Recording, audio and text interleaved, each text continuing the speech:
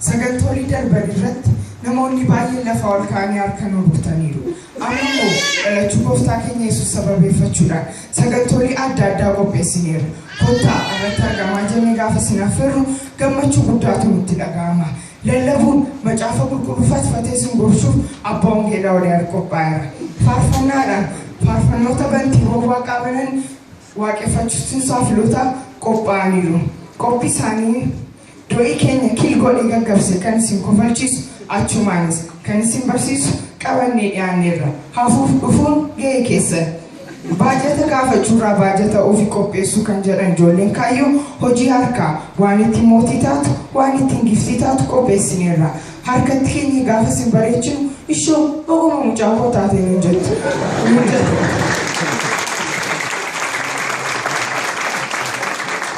Jettanii nu galateeffattu. Galateeffannaan kiisiin galu sababni ta'eef qarshii xinnoodhaan bitadhaatii bareedaa.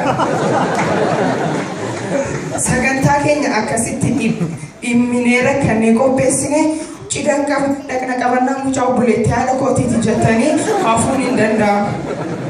Wayyaa aadaa keessanitti uffatiin dhuftanii harrii xinnoo mataa gurraacha irratti biqilee akka hin taane warra wayyaa aadaa uffatanii fuulduratti warra hin uffanneef dudduubatti iddoon qophaa'eera.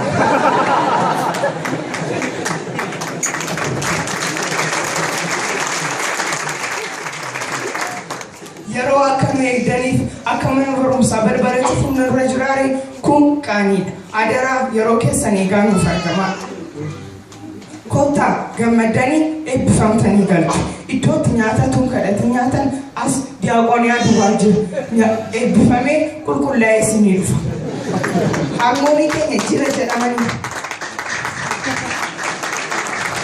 Harmoonii keenya jira jedhamanii kan hojjetan kalaa, shiroo, kikkii, bukkee, buna, shaayii argachuu dandeessu. Yoo dhuftan tolfattan, yoo haftan salphattan. Ijoollee kaayyoo guyyaa addee 12 kumannoo argatu.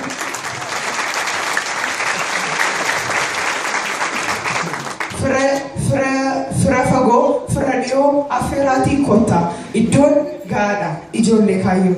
Ammasitti nagaan ni ta'a.